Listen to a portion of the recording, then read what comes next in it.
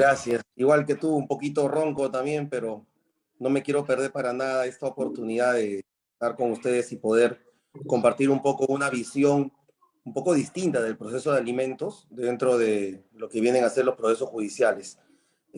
Agradecer a Lex Academy Perú, al Colegio de Abogados del Cusco, quienes han podido realizar, ¿no?, esta programación para poder compartir siempre un poco más del derecho. Es importante compartir en el derecho, porque es justamente lo que necesitamos, no solamente los 130.000 abogados que hay en el país, sino también los señores estudiantes que están encaminados para ser los nuevos abogados, que vayan a tomar las riendas de la defensa dentro del litigio, de ser las futuras autoridades. Conocer esto es muy importante.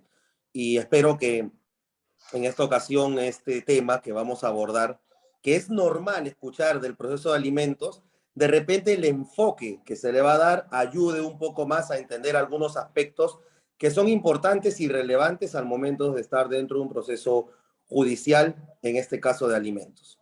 Muy bien, así que creo que por el tiempo tenemos una hora, vamos a tratar de correr un poco, vamos a precisar que hemos limitado en 4 puntos específicos este tema. La siguiente diapositiva, por favor. Hemos limitado en 4 puntos específicos a mi consideración, para mí son muy importantes, ¿no? Uno, la innovación del derecho procesal dentro del proceso de alimentos, porque una cosa es conocer a las etapas del proceso, dentro del proceso civil normal, conocer las etapas clásicas, pero cómo estas etapas han tenido cierta incidencia hoy en día en el proceso de alimentos. Número 2, hacer una diferenciación entre la etapa de trámite y la etapa de ejecución en el proceso de alimentos. Número 3, responder este interrogante, que a mi opinión es muy importante, ¿no? ¿Es realmente el proceso de alimentos un proceso fácil y sencillo, como siempre se ha considerado erróneamente, a mi opinión, dentro de lo que viene a ser el desarrollo procesal? Y número 4, el proceso de alimentos dentro del derecho comparado. Entonces, vamos a darle un buen esquema a esto. Ojalá que ayude tanto a los colegas abogados. Siguiente, por favor. Que ayude a los colegas abogados a de repente entender algunos aspectos. Yo lo he visto tanto desde el punto de vista jurisdiccional como juez, como también lo he visto ahora en mis estrategias, en mis procesos judiciales, en cada uno de ellos, ¿no? Y espero que también sirva un poco a una visión más amplia que deben tener los señores estudiantes de Derecho. Y si por ahí tenemos algunas personas que no son necesariamente estudiantes de Derecho, ni son abogados, pues que entiendan de que el derecho de alimentos, que es uno de los derechos más clásicos que tenemos, más importantes que tenemos en nuestro país, tiene un enfoque muy interesante, aparte del clásico ya conocido, que nos puede ayudar a entender mejores cosas. No, número 1, innovación del derecho procesal. ¿Existe igualdad o diferencia entre las etapas procesales en un proceso civil y un proceso de alimentos? A ver, comenzamos. Nosotros nos encontramos dentro del sistema legal del civil law. ¿Qué significa? Que a diferencia de los países donde se practica el derecho anglosajón, nosotros nos basamos en la norma escrita, o sea, nos basamos en la codificación.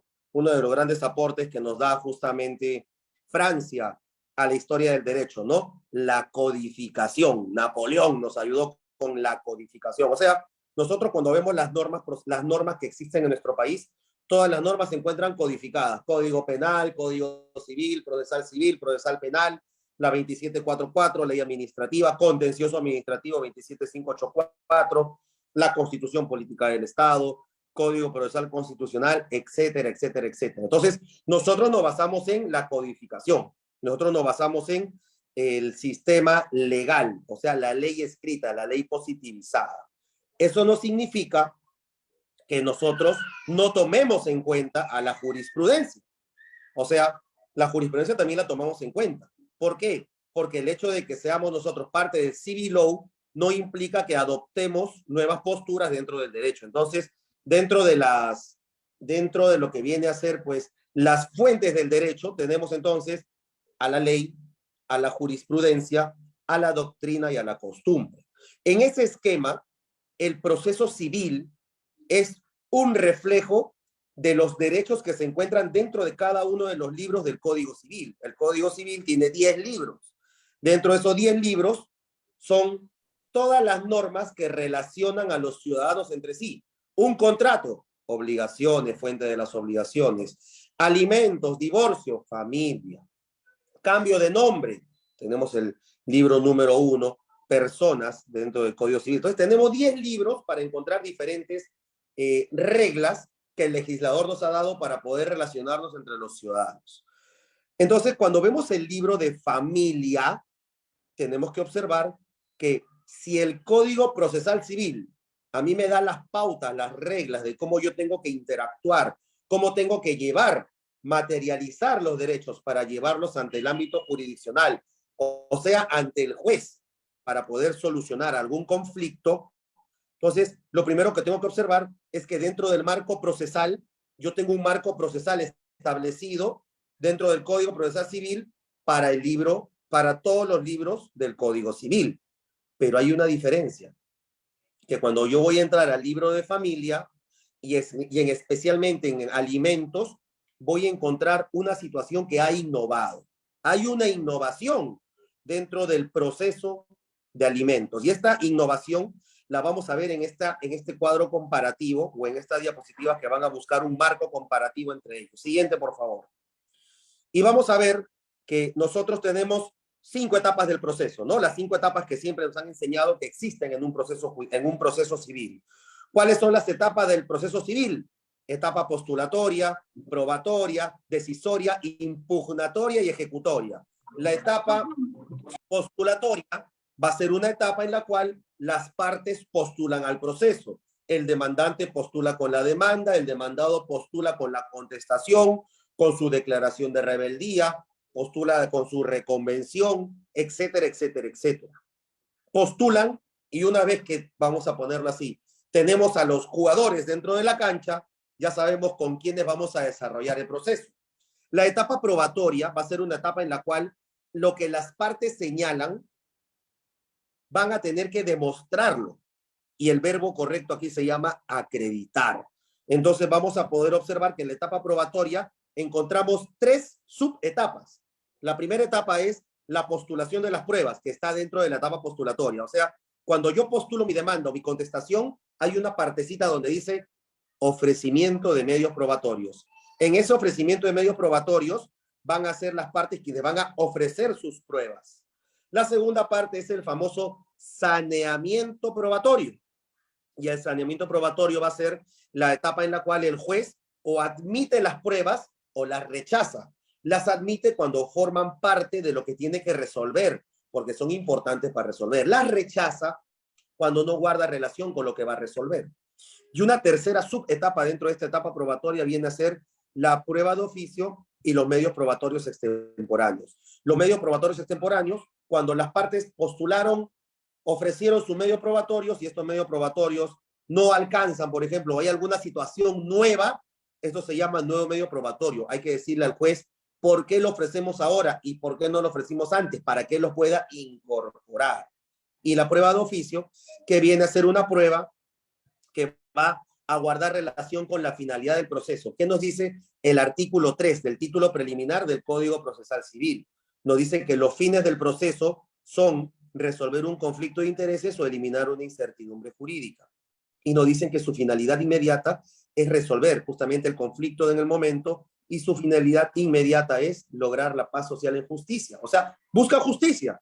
Entonces, guarde un poco de relación cuando nosotros vemos en esta subetapa de la etapa probatoria que el juez puede admitir los medios probatorios de oficio cuando busca llegar a esta justicia.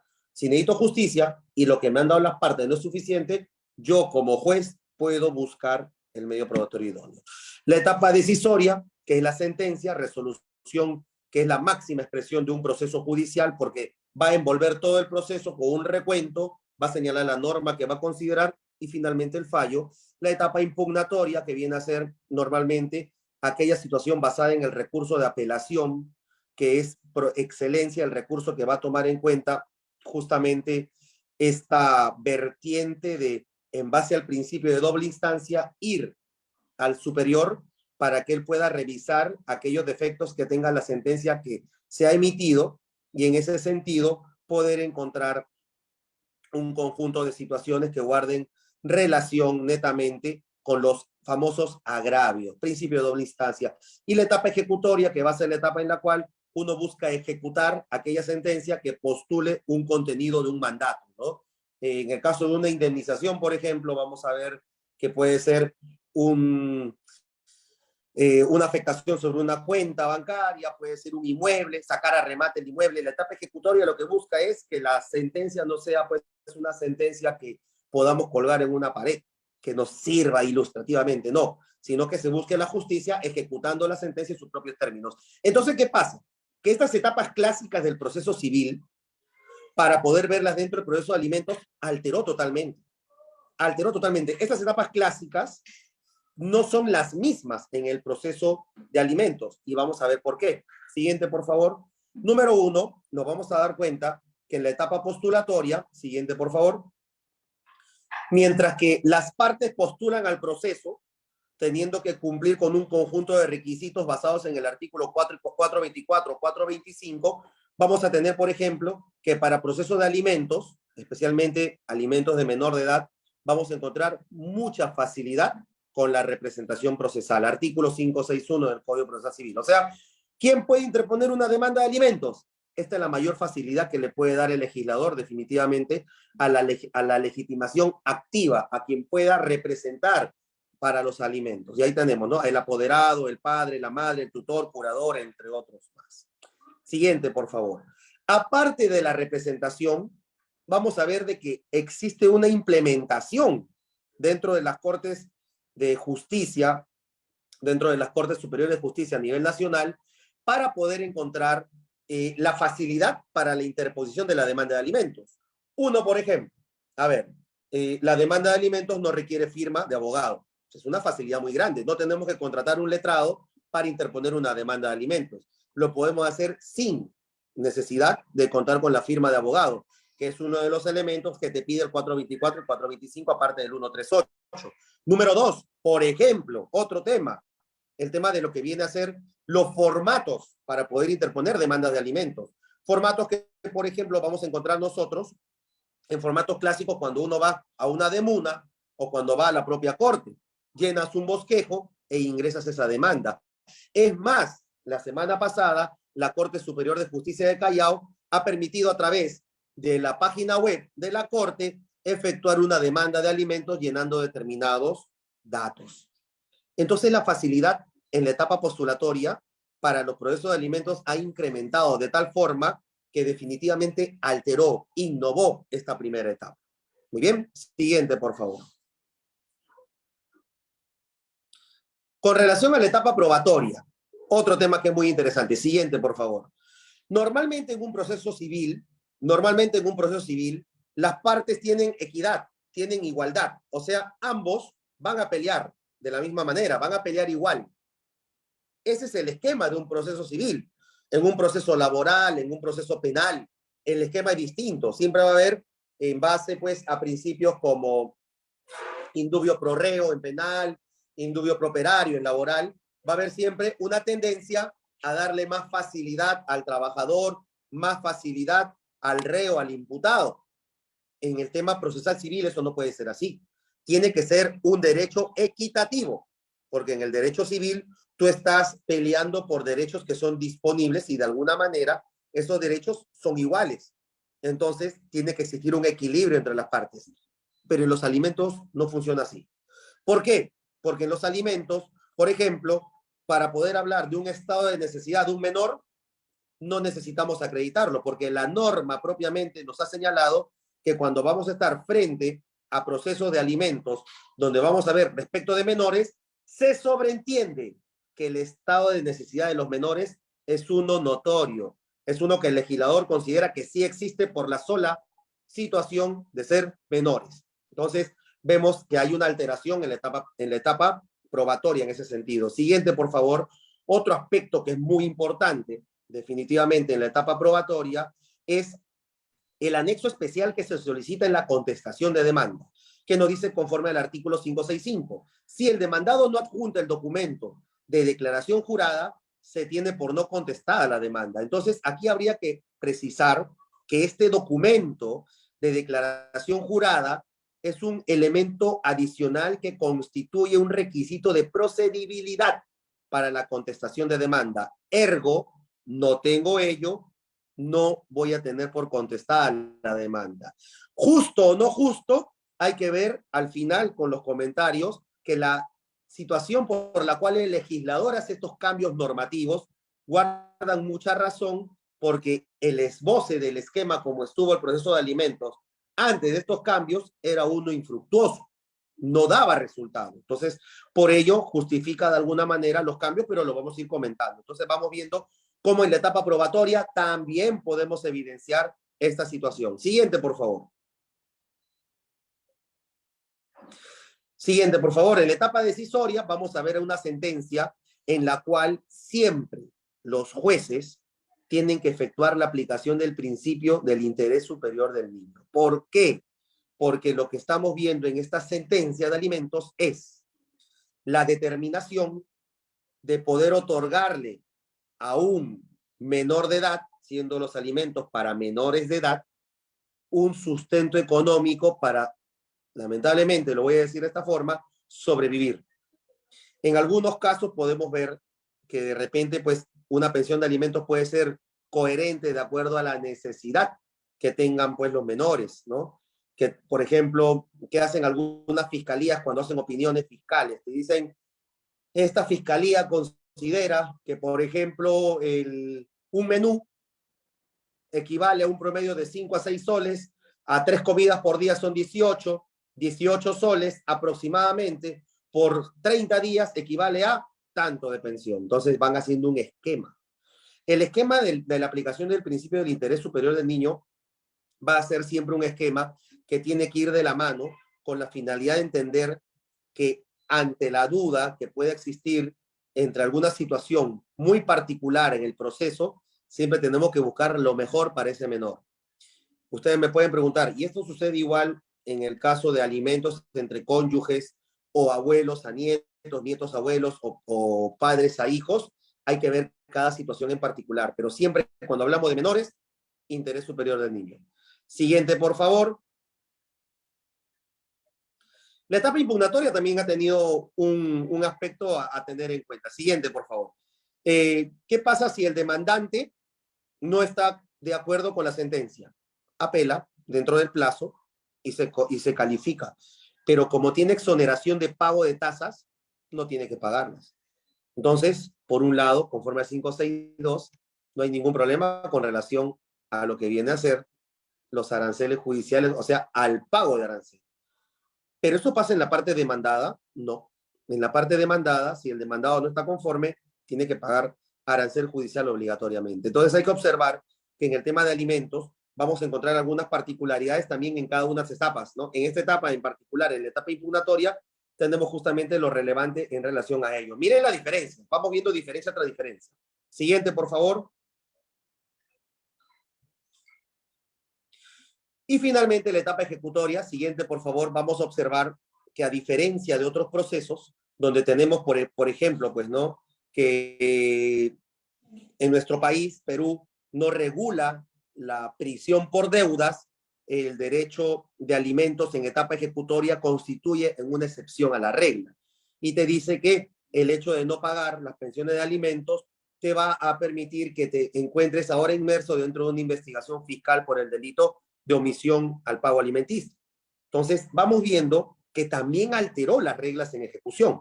Entonces, estas cinco etapas que hemos podido ver en el ámbito procesal civil clásico para el proceso de alimentos, lo alteró, lo cambió. Y ello necesariamente debemos tenerlo en cuenta al momento de observar cada proceso judicial. Siguiente, por favor.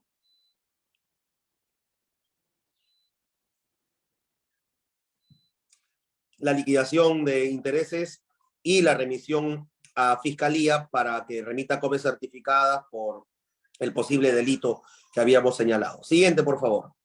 Pasemos al otro tema que vamos a poder observar. Segundo tema que vamos a resolver el día de hoy. Etapa de trámite, etapa de ejecución. Siguiente. A ver, ¿qué es lo que tenemos que señalar con relación a la etapa de trámite y la etapa de ejecución? Si nosotros somos abogados litigantes, lo que tenemos que observar en la etapa de trámite es qué es lo que me marca la etapa de trámite en el proceso de alimentos, los puntos controvertidos. ¿Y cuáles son los puntos controvertidos en un proceso de alimentos? Son dos. Determinar el estado de necesidad del menor, determinar el estado de capacidad del alimentista. Sobre esas dos preguntas va a variar toda la vertiente de una estrategia, de una etapa de un proceso judicial de alimentos. ¿Y por qué decimos esto? Porque nosotros podemos estar con una demanda sencilla, hecha pues en un bosquejo por internet, llenando una ficha, pero al momento que el demandado te va a contestar la demanda, uno tiene que ver si esta contestación de demanda tiene una estrategia que nos permita observar estas dos preguntas. ¿Qué es lo que uno puede alegar, por ejemplo, en la parte demandante? Yo en la parte demandante tengo que ver si la norma ya me dice que se presume el estado de necesidad, hay un dicho que dice, más vale que sobre que falte. Entonces, si ya se presume el estado de necesidad, ¿por qué no voy a coadyuvar señalando alguna situación más particular que me ayude en alimentos? Como por ejemplo, la edad del menor. Un menor de 3 años no tiene la misma necesidad de un menor de 10 años. De repente en alimentación varía, en educación varía. Hay que ver el tema de salud. Hay que ver otros aspectos más. Por ejemplo, el tema de recreación. ¿Qué pasa con el padre que se va de casa y que deja al menor y con la mamá y ese menor pide alimentos? Habría que ver, por ejemplo, como una estrategia de parte demandante, cuál ha sido el estilo de vida que ha tenido este menor. Si este menor salía con papá todos los sábados, todos los domingos, se iba a pasear, se iba a la playa, se iba a comer a buenos lugares, todas las vacaciones se iba de viaje, ¿por qué el menor tiene que perder eso? Eso es parte de su vida, es parte de su recreación. El menor no puede perder eso. Entonces, habría que buscar hacer inmersa esta situación para que el juez también entienda que ese menor, dentro de esos alimentos, también tiene el derecho a mantener ese estilo de vida. Y eso lo pueden ver ustedes un poco con el conflicto que existió entre Melissa Klug con los hijos de Jefferson Farfán. Y se alegaba, ¿no? ¿Cuál es el estilo de vida de los menores? Es importante ver eso. Porque aquí, con el interés superior del niño, la situación no puede cambiar. Otro aspecto de la etapa de trámite, por ejemplo, puede ser desde el punto de vista del demandado. ¿Qué puede pasar desde el punto de vista del demandado? Podríamos encontrar nosotros que si la demandante señala que efectivamente hay un estado de necesidad, hay un estado de necesidad con mucha relevancia, alguna enfermedad en particular, el lugar donde vive no es propio y algo más, el demandado también tiene que tener una estrategia que vaya de acorde a lo que se le viene señalando dentro de los fundamentos de hecho de la demanda. ¿Cómo qué, por ejemplo? Como por ejemplo señalar si tiene otros hijos, si tiene carga familiar, cuál es su estado de salud, porque muchas de las sentencias que ustedes van a ver en alimentos le va a decir, el alimentista tiene 35 años, 40 años, no se encuentra mal de salud, puede seguir trabajando y generar ingresos.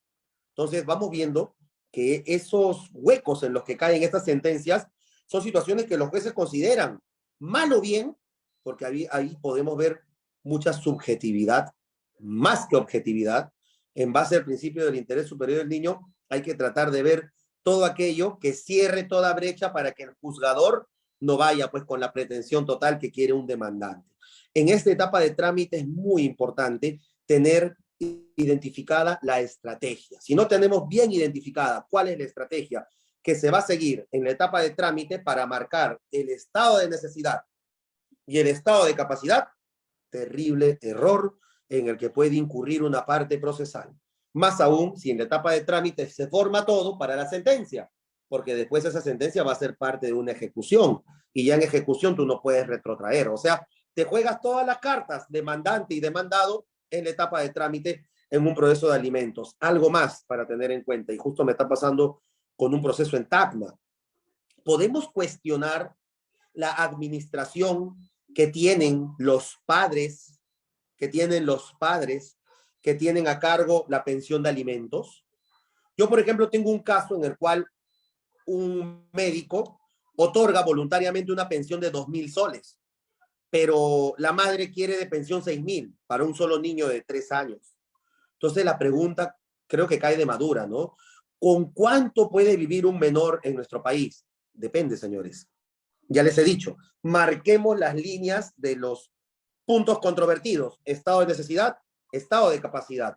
Si yo logro determinar Por ejemplo, que este menor tiene un mal renal que lo obliga a tener que hacerse terapias dolorosas, muy difíciles en el ámbito médico, que por ello no puede trasladarse y tiene que venir un profesor particular, que no hay un lugar en la mejor situación para poder vivir, no hay rampa, nada para poder llevar la silla de rueda, yo mismo voy a generar la posibilidad de decir el monto de alimentos tiene que ser más alto.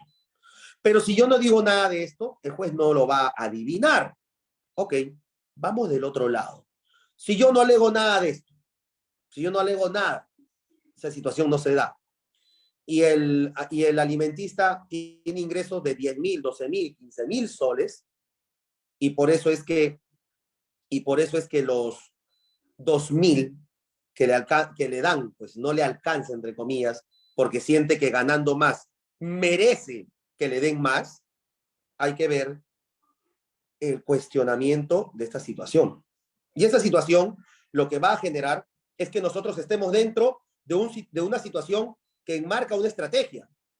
Y si yo voy a cuestionar que en esta situación, muy en particular, los 2.000 soles son suficientes, no solamente le tengo que decir al juez, oye juez, los 2.000 son suficientes porque yo tengo un cuadro de liquidación y de repente en colegio se paga, porque yo soy el padre, 450 soles. Cuando yo he convivido ahí con la mamá, gastaba en alimentos 500 soles.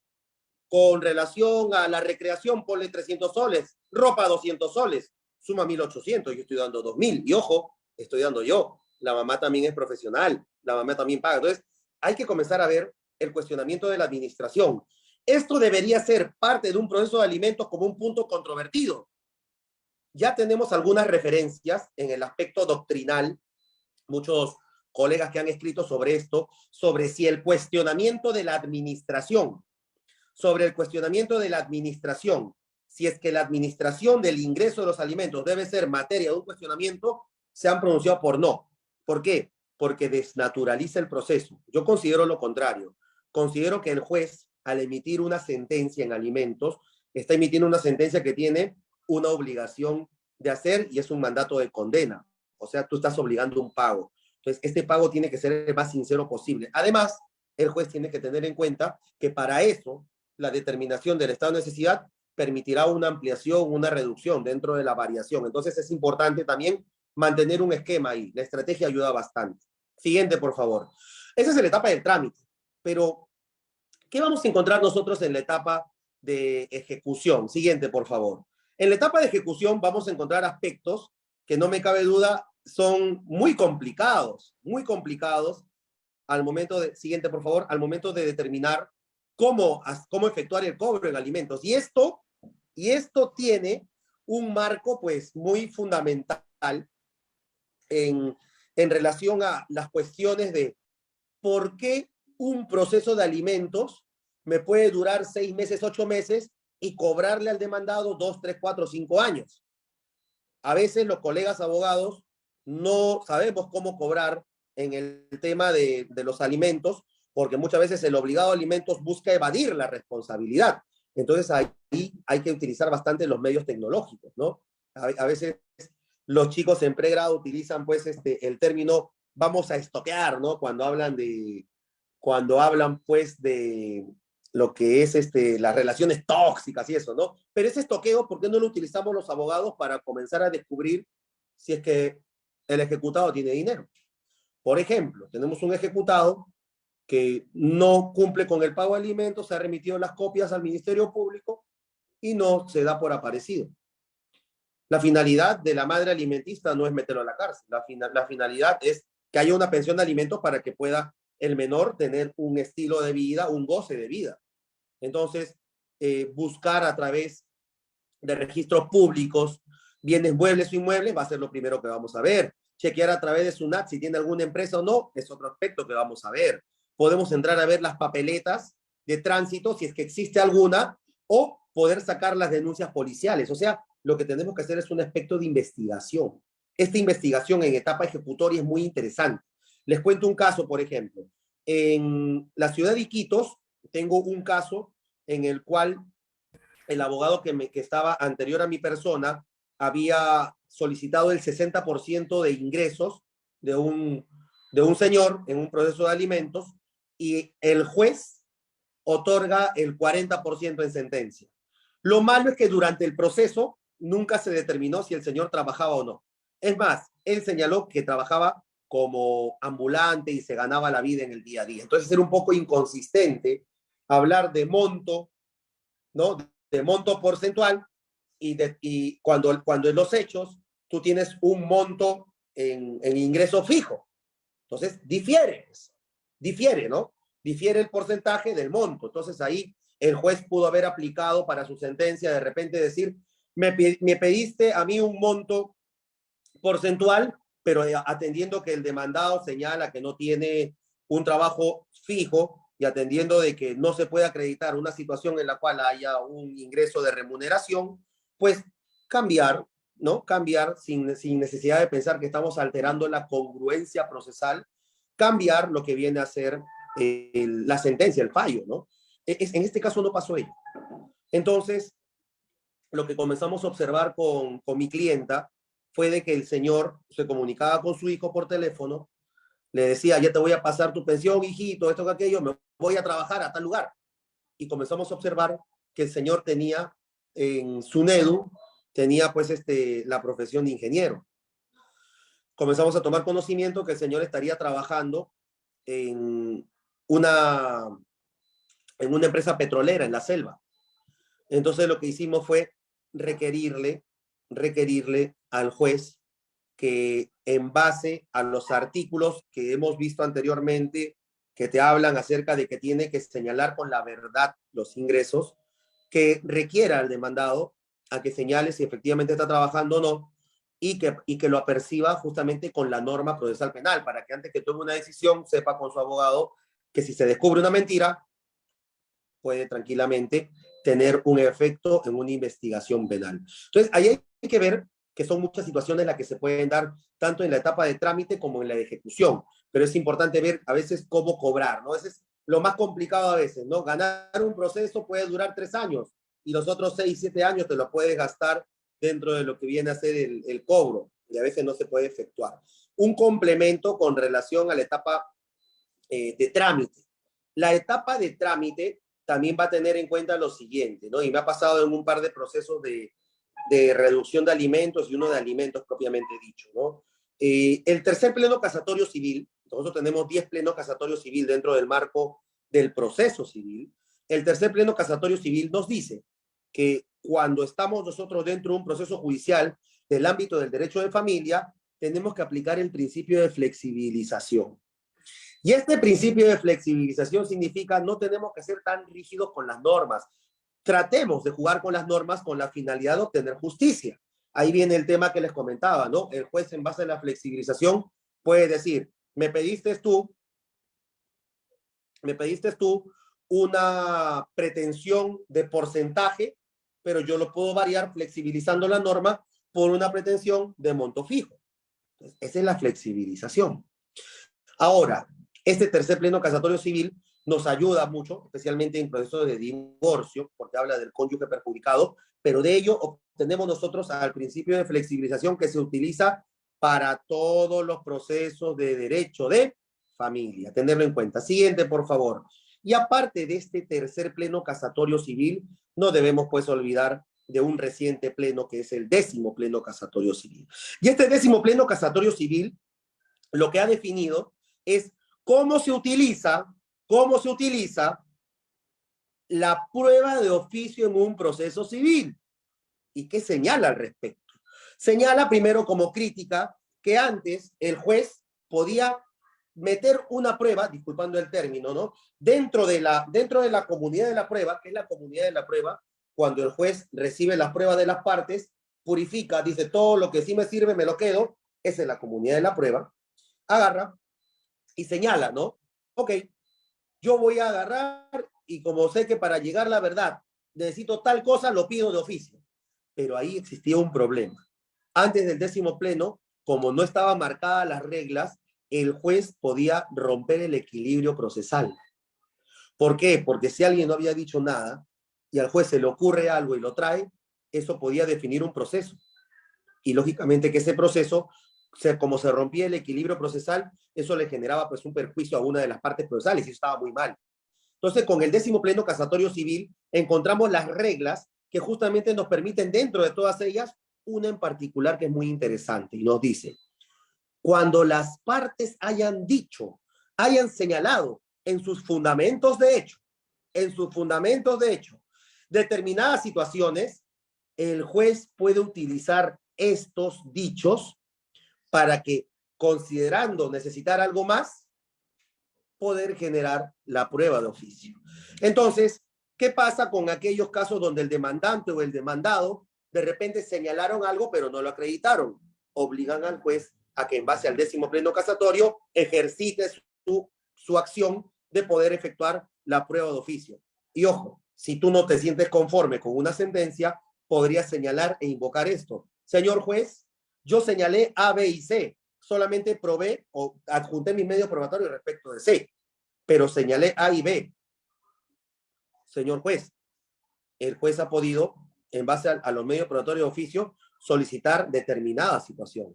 Y si no lo hizo, podríamos señalar que esa es una infracción y una causal que yo voy a alegar dentro de mi apelación como un agravio. ¿Posible de que pueda tumbarse la sentencia? Es posible, la verdad. Es posible. Muy bien. Siguiente, por favor. Entonces tenemos trámite y ejecución. Siguiente, por favor. Esas son las reglas que tenemos dentro del 10º pleno casatorio civil.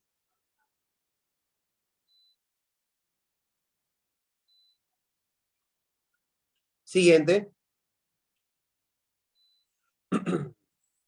Siguiente, por favor. Siguiente.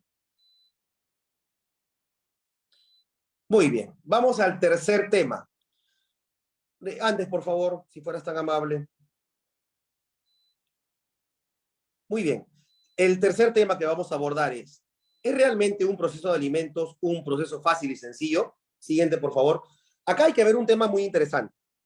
No me cabe duda que cuando nosotros salimos de la escuela de Derecho, lo primero que dicen es, bueno, primero lleva tus procesos de alimentos y así poco a poco te vas fogueando, ¿no? Para ver después procesos importantes. Número uno, un proceso de alimentos es muy importante, porque dentro de su contenido le va a permitir subsistir, lamentablemente en nuestro país, subsistir a una persona. En la mayoría de casos, la pensión que vas a encontrar es para alimentación, no es para darse otros lujos. ¿Ok? Y esto es muy diferente, por ejemplo, al derecho comparado, que vamos a ver en la parte final. Entonces, hay que ver que un proceso de alimentos es muy delicado y por ende no es un proceso experimental. Es un proceso que hay que estudiarlo y hay que estudiarlo de la mejor manera. Número dos, con relación al proceso de alimentos, debemos recordar que nosotros tenemos el proceso de alimentos dentro de una tipificación que nos da el Código Procesal Civil, dentro de lo que es la fijación alimenticia, que es para menores de edad y para cónyuges, y la variación del proceso de alimentos, que es para el aumento, reducción o exoneración propiamente dicho. Puede variarse por otra situación, ¿por qué no? Hay que ver cómo funciona esto, por ejemplo, en el interior del país. Podemos tener un padre que es ganadero y de repente, más que tener dinero, puede comprometerse a dar determinada cantidad de carne y ello no solamente implica para la alimentación del menor, sino también para que la madre lo pueda vender y se dan muchos casos. De repente no son notorios porque no son propiamente como procesos judiciales, pero esto lo vamos a ver bastante en las actas de conciliación que después, cuando son materia de ejecución, llaman un poco la atención porque se exteriorizan, pero se dan en la realidad. No todo es Lima Metropolitana, no todo es Trujillo, no todo es Arequipa, no todo es Cusco, no todo es Huancayo. Hay lugares donde este tema del estado de necesidad genera la obligación de conocer hasta dónde puede llegar el juzgador con estas normas, modificarlas, maniobrarlas y dentro de ello buscar el mejor ámbito de justicia. Muy bien. Siguiente, por favor. Y finalmente vamos a ver el tema de alimentos dentro del derecho comparado. Nos vamos a poner un ejemplo muy puntual, que es el de Chile, que estábamos buscando un poco en el estudio hoy día para conversar, ¿no? Uno, la mediación es una instancia obligatoria en materia de alimentos. Nosotros la quitamos. Recordemos que nosotros teníamos el proceso conciliatorio como una instancia obligatoria, ya no lo tenemos. En Chile sí es obligatoria la mediación, pero recordemos que entre la mediación y la conciliación hay una diferencia. No son los mismos procedimientos. Por ejemplo, yo he podido estudiar lo que es mediación en Europa, y la mediación te sirve, por ejemplo, para una negociación muy distinta en la cual tú puedes generar a través de una mediación un mejor ámbito de conversación. En cambio, en un proceso donde vamos a tener un conciliador extrajudicial, se debe limitar incluso de dar recomendaciones. El mediador sí lo puede hacer. Los bosquejos son distintos. Chile, México, Argentina utilizan mediación. Entendámoslo por qué. Porque si nosotros logramos hacer un razonamiento donde sea este tercero, porque el juez no es el único que puede resolver un conflicto. Lo puede hacer el conciliador con el acuerdo, pero no se debe basar solamente en un caucus, no se puede basar solamente en realizar una conversación con las partes en sesiones privadas. Debería recomendar, debería ayudar a negociar. A mi opinión, sí, especialmente por la cantidad de procesos de alimentos que tenemos hoy en día, que es un reflejo de un mal social que tenemos, que es justamente basado en la irresponsabilidad de los padres de cumplir con lo que viene a ser una pensión alimenticia o cumplir con sus hijos. Se necesita un abogado para demandar si es obligatorio, porque el debate es mucho más rico dentro del proceso de alimentos en Chile. ¿Y por qué? Porque ustedes entenderán que son sistemas muy distintos, ¿no? Yo hablo de sobrevivir, por ahí alguien de repente lo puede tomar de una manera exagerada, no es mi intención, pero nuestra situación nos hace ver que nuestros problemas que hemos tenido siempre han sido feminicidio, alimentos, desalojos. Entonces, nuestros males sociales se encuentran enraizados. Chile no tiene ese mal social. Entonces, la necesidad de un abogado sí se da porque no tenemos esa imperiosa necesidad de recurrir al órgano jurisdiccional y que el juez lo haga todo.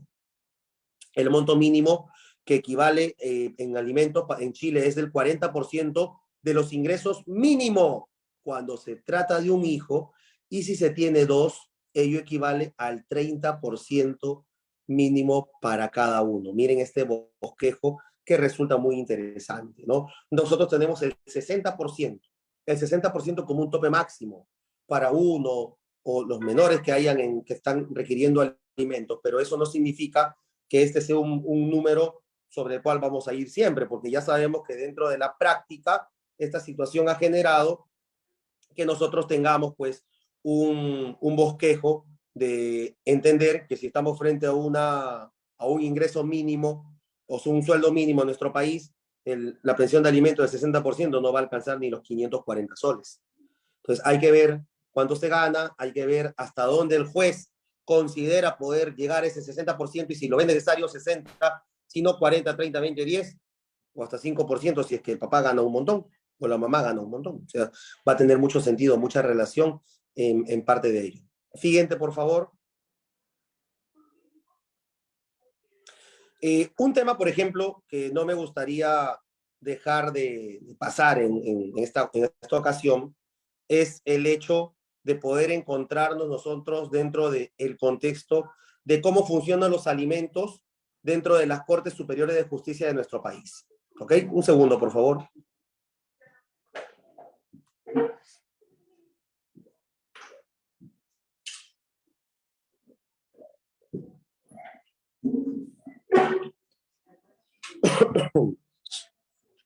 Okay. A ver, para poder entender ello, ya podemos salir de las láminas. Para poder entender ello, habría que ver cuál es el criterio que tienen los jueces en relación a un proceso de alimentos en nuestro país. A ver, vamos. Si nosotros podemos observar que en el proceso de alimentos estamos frente a un proceso que se demanda, por ejemplo, en Lima Centro, el criterio del juez de Lima Centro, conforme yo lo he podido ver en la práctica, es de que dependiendo de los ingresos, si son mayor al sueldo mínimo, tal vez el doble, siempre se oscila entre un promedio de 450, 500, 600 soles, 700 soles dependiendo del estado de necesidad. Si vamos a ir sobre la base de lo que se considera, por ejemplo, en Lima Este, Lima Este está yendo sobre una base más o menos promedio de 350 a 400 soles por menor. ¿Ok? Entonces, un menor, 350, 400, dos menores, más o menos va sobre 600, 800. En provincia, por ejemplo, he podido ver en ciudades en la selva, Iquitos, Ucayali, he podido ver un poco que el promedio de la pensión de alimentos que se fija pues en un promedio de 250 a 300 soles. Pero los jueces toman en cuenta muchos criterios, por ejemplo, el estilo de vida, la calidad de la alimentación y los costos. Entonces, cada sector que tenemos dentro de nuestro país es muy amplio para poder entender en su funcionamiento cuánto debe señalarse como pensión, pero tenemos que tener una lógica. ¿Qué es lo que consideran los órganos jurisdiccionales? ¿No? Entonces tengamos en cuenta que, por ejemplo, no podemos tener mucha proyección a un monto muy alto en alimentos si es que estamos litigando en Iquitos, en Ucayali. ¿Por qué? Porque vemos de que los jueces consideran mucho el estilo de vida y el costo de la alimentación en ese lugar. Entonces, si yo litigo desde Lima, yo no voy a ver eso de una manera normal porque no es mi realidad. Igual pasaría en un abogado que está en provincia y quiere litigar acá. Entonces, hay que conocer mucho el medio para entender mucho la noción por la cual los órganos jurisdiccionales se pronuncian en ese sentido. Y otro aspecto que también hay que tener en cuenta en alimentos, como lo he señalado al inicio, ¿no? Un proceso de alimentos no es un proceso que tenga un estándar de monto fijo, de monto a considerar. Cada proceso de alimentos es un mundo, señores. Un mundo con muchas particularidades. Un abogado bien preparado para poder hacer una muy, muy buena estrategia legal va a tener definitivamente una alta posibilidad de poder obtener un resultado favorable para los intereses de sus patrocinados. Un juez bien preparado en entender bien los presupuestos que las partes ofrecen va a ser un juez que va a poder emitir una sentencia de acuerdo a ley. El proceso de alimentos no es un patito feo, no es un proceso al que hay que ver por encima del hombro.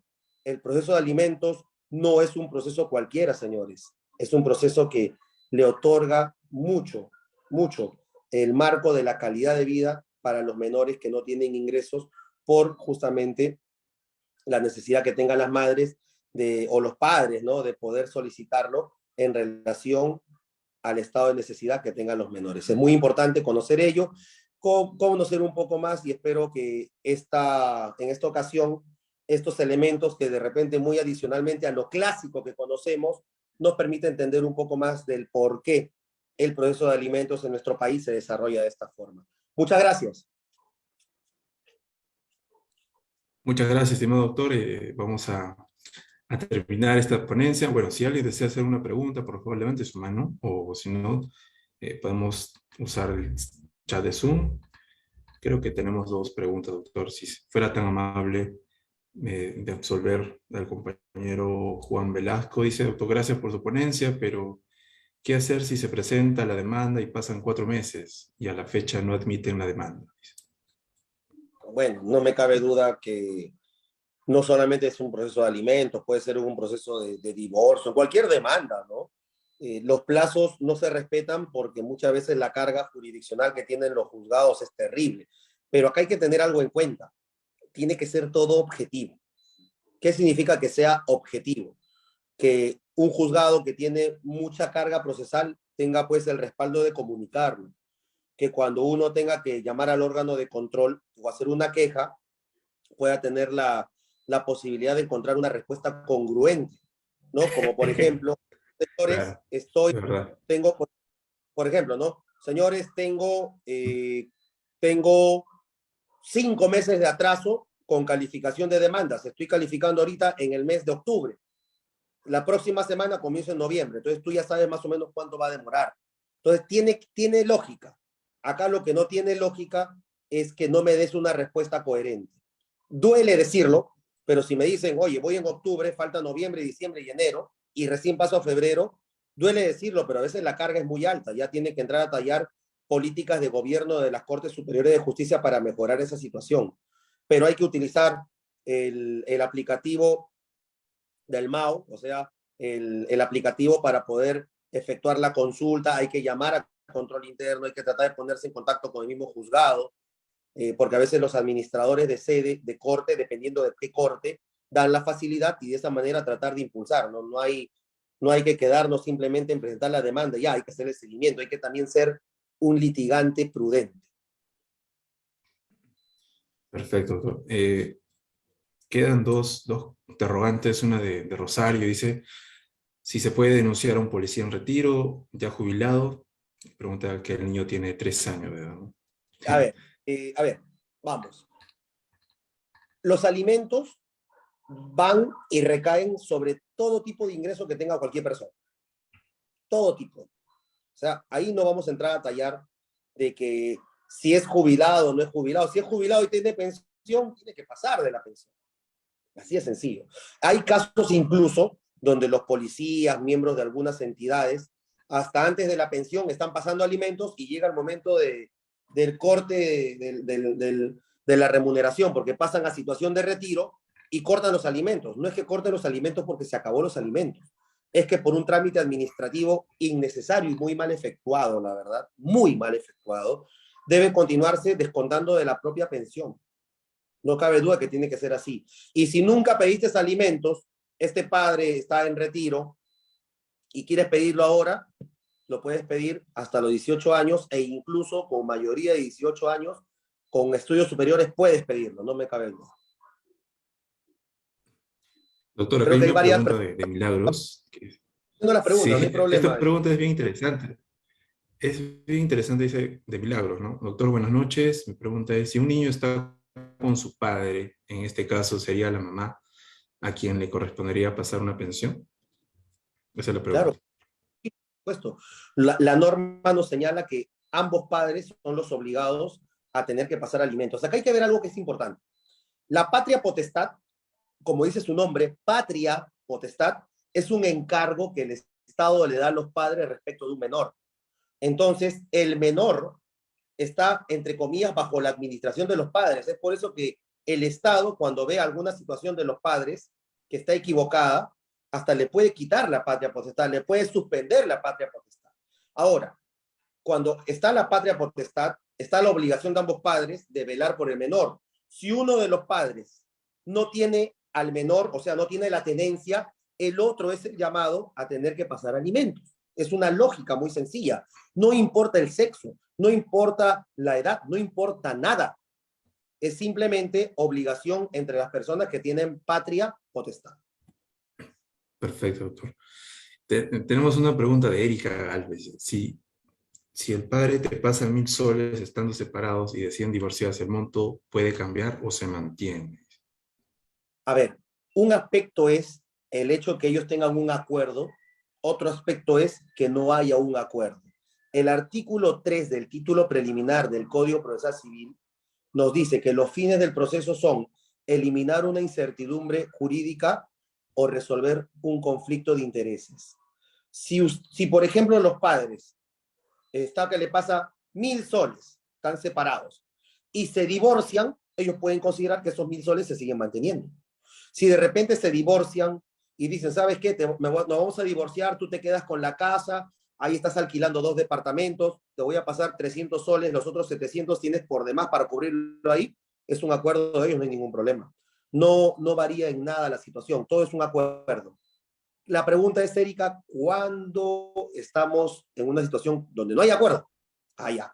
Cuando no hay acuerdo, tú tienes que ya pedirlo judicialmente y tienes que buscar alegar la mejor forma para poder obtener un mejor escenario en tus intereses. Perfecto. Bueno, siguen preguntando a los compañeros. Depende de usted, doctor. Seguimos No, no, sí, absorbiendo la... por Ah, ya. Perfecto. Unos minutos más porque tenemos la ponencia a las 7 de la noche, por favor.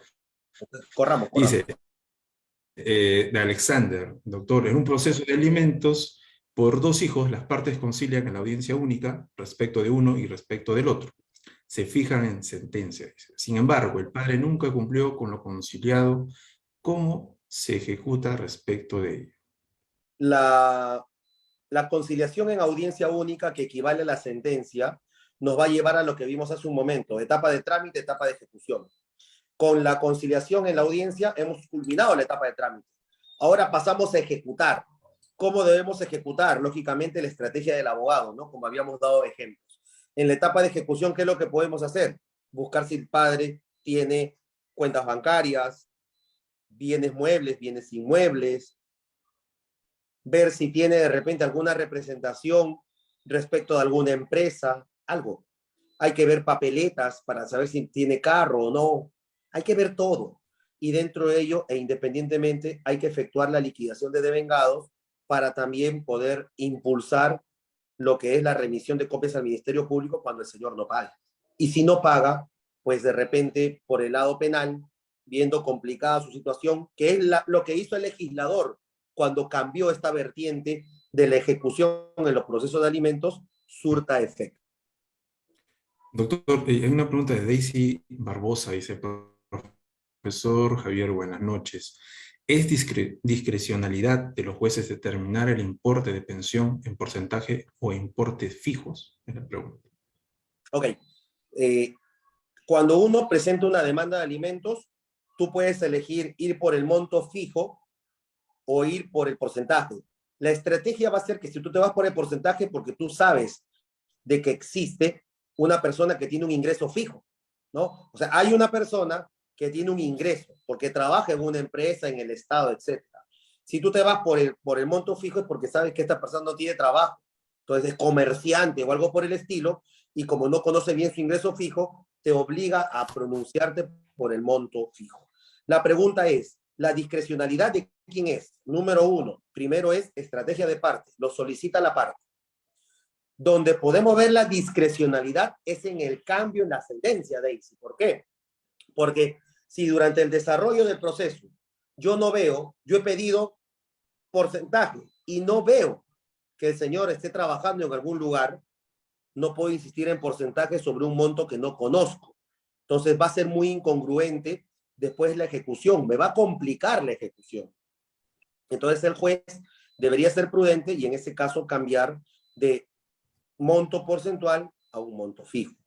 En el caso que sea al revés, estimada, si es que yo pido un monto fijo y él cuando contesta la demanda dice, señor, estoy trabajando en IBM y gano 4.000 soles, el juez debe decir, tú estás pidiendo un monto fijo, pero acá veo que está trabajando, yo lo puedo cambiar, lo puedo alterar. Esto es extrapetita, esto es alterar la congruencia procesal. Recuerda que tenemos el tercer pleno casatorio civil que nos habla de la elasticidad de estas normas. ¿Lo puede hacer? A mi opinión, sí lo puede hacer. Perfecto, doctor. Tenemos una pregunta de Fanny. Dice, en noviembre salió una especie de sentencia anticipada. Dice que no desconoce el término, ¿no? Pero se refiere al término que Así. descuentan el 38% a un efectivo de la policía, pero hasta la fecha no comunican a su unidad, dice, para el descuento respectivo. ¿Qué se puede hacer? Ok, muy sencillo, Fanny. Número uno, no se llama sentencia anticipada, se llama asignación anticipada, que es una especie de medida cautelar. Dentro de la clasificación de medidas cautelares tenemos 4, entre ellas se encuentra la asignación anticipada. Y la asignación anticipada lo que tiene por finalidad es ir otorgando una pensión provisional. Ahora, si tú tienes una asignación anticipada del 38% de un efectivo policial, pero hasta la fecha no le comunican a la unidad, lo que tienes que hacer con tu abogado es impulsar para que el juzgado mande el oficio, porque el único que puede obligar a esto es el juzgado. Algunas personas cometen el error de decir, a mí mandó la resolución, yo le saco una copia de la resolución y lo llevo a la unidad. La unidad no te va a hacer caso, porque la unidad va a hacer un trabajo interinstitucional. ¿Qué significa? Poder Judicial, Policía Nacional, le comunica justamente este descuento. No es que Fanny le comunica a la policía este descuento. Tienes que impulsarlo a través del juzgado. Tienes que ir al juzgado, tocarle la puerta, quejarte, pero hacer que ese oficio llegue para que comiencen a depositarte esa asignación anticipada. Doctor, hay una pregunta de Erika Delson interesante. Dice, si el demandado fallece, pero tiene otra familia, ¿se puede cobrar la liquidación de pensiones devengadas de la masa hereditaria o se pierde? A ver, es muy buena pregunta. A ver, número uno, el demandado fallece. Si el demandado fallece, la lógica es que se extinga la obligación de alimentos. Es la lógica. Muy bien. Se podría extender a la mamá, a alguien más. Es interesante el tema porque habría que ver el estado de necesidad del menor y hasta qué punto es tan flexible la norma. Pero la pregunta va sobre el cobro de la liquidación de pensiones. ¿Se le puede pedir a los integrantes de la masa hereditaria? Definitivamente sí, porque debemos recordar que cuando una persona fallece, esta asume la sucesión intestada. ¿Y la sucesión intestada qué es? Es representar, es ser el heredero y representar en activo y pasivo. Así como te beneficia con los bienes que te deja en herencia, también te perjudicas con las deudas que deje esta persona hasta máximo por el monto de la herencia. Entonces, si hay ahí bienes con los cuales uno puede hacer efectivo el cobro de la liquidación de pensiones, cuando esto ya está liquidado, a mi opinión, sí lo puede requerir. Perfecto, doctor. Bueno, Juan Velasco nos hace un comentario, creo, más que no es una pregunta, dice, doctor, disculpe, pero un abogado, ¿cómo puede, dice, impulsar para que sea admitida la demanda? En ese caso, Juan, yo te recomendaría que converses ya con el doctor Javier por interno para que tu demanda sea admitida, Tiene definitivamente. que, tiene que hacer el impulso, tienes que quejarte, Juan. Tienes que quejarte con todo. El órgano jurisdiccional, a veces hay muy buenos jueces, trabajan y todo, pero sí hay jueces que no trabajan, que están en la desidia, y esto pues mira, implica que un tema de alimentos no se admita. No, tienes que quejarte, tienes que buscar todos los medios que todo ciudadano tiene en nuestra república para poder llegar a un juez para que te pueda responder. Y no me cabe duda que el órgano de control interno, a través del MAU, o como te digo, dependiendo de la corte donde está ese órgano jurisdiccional, puedes ir al administrador y el administrador también puede formular esa queja. Me parece que es lo más viable. Perfecto, doctor. Creo que esta ya va a ser la última pregunta, por favor, estimados amigos. De Milagros, dice, ¿qué pasa si un padre está denunciado por alimentos, pero hoy en día el niño se encuentra bajo su cuidado? Dice. ¿Qué pasa si un padre está denunciado por alimentos, pero hoy en día el niño se encuentra bajo su cuidado? Esta pregunta es excelente. A ver, vamos. Uno, ¿tiene alimentos por mandato judicial o por acuerdo entre partes? Si tiene por acuerdo entre partes, no va a pasar nada, porque ni él tiene la obligación de pasar, ni tú tienes la obligación de pasar judicialmente. Todo es un acuerdo entre partes. Cuando uno de los padres considere de que tiene que pedir alimentos al otro, vamos a ver que la situación se va a materializar en una demanda. ¿Qué pasa cuando el padre, porque como dice denunciado, el término sería demandado, ¿no? ¿Qué pasa cuando el padre es demandado por alimentos? Y él es el obligado a tener que pasar, pero él está con el niño bajo su cuidado. Muy puntualmente, este padre tiene que seguir pasando alimentos, porque este padre tenía en todo caso que pedir la variación de los alimentos y decir, yo ya no puedo pasar porque yo ya estoy manteniéndolo, más bien ella me tiene que pasar. Y un juez le tendrá que dar la razón. Mientras tanto, sigue Milagros siendo la madre la que tiene que cobrar la pensión alimenticia. Perfecto. Vamos a responder esta última pregunta, es la última de Luis Merino. Dice, doctor, si el padre del menor fallece, ¿se puede demandar por alimentos a los abuelos o a los tíos? ¿Cómo determinar a quién se demanda? A ver, mira, para mí es una situación muy complicada, la verdad, porque yo he podido ver mucho el criterio de algunos jueces y si yo lo veo desde el punto de vista procesal, si es que el padre fallece y tiene la obligación de pasar alimentos, con su fallecimiento genera la extinción de la obligación, porque la norma procesal nos dice, ¿cuándo se extinguen los alimentos? Con el fallecimiento del padre. Ahí acabaría, ahí acabaría. Mi pregunta es, ¿qué pasaría si la madre tiene un menor que tiene un estado de necesidad tal, por ejemplo, contagiado con VIH, por ejemplo, con un cáncer? ¿Le podría pedir a la abuela que pase los alimentos? Habría que observar hasta qué punto podríamos nosotros observar que un juez puede considerar esto. Si hay jueces que consideran que los padrinos deben pasar alimentos, o sea, ya saben, no acepten invitación de nadie cuando quieran decir sé compadre o sé mi comadre. Si hay ese criterio, veamos pues del otro lado cómo funciona, ¿no? ¿Puede darle o no puede darle? Yo te doy mi opinión. El proceso de alimentos debe ser uno de los procesos más especiales que existe en nuestro país. No me cabe duda que este es un proceso que te puede generar un cambio muy radical de lo clásico que podemos conocer. Y bajo esa premisa, me parece que sí se podría dar. Habría que ver qué se señala desde el otro lado, ¿no? Cuando conteste la demanda. No, no puedo pasar alimento porque es hijo de mi hijo, o sea, mi nieto, y por ende yo no tengo obligación. Qué interesante sería ver esta contestación de demanda, ¿no? Habría que analizar. Muy bien, doctor. Sí me se escucha, ¿verdad? Sí, sí, claro. Ah, ya. Perfecto, doctor. Bueno, sí, vamos a terminar aquí. Bueno, hay comentarios de felicitaciones, doctor, hacia su persona por la ponencia, así que también igualmente nosotros estamos muy contentos. Doctor, algunas, contactarlo a usted, algunos compañeros que están presentes en el Ah, Zoom. eh, Claro, no, bueno, la verdad, no soy mucho de publicar por redes. Yo me dedico como abogado independiente y como docente universitario. Incluso he podido invitar a la mayoría de mis alumnos para poder compartir con ellos, pero cualquier duda, mi teléfono celular 977-470-977, con el mayor de los gustos para poder atenderlos cuando quieran. Muchas gracias.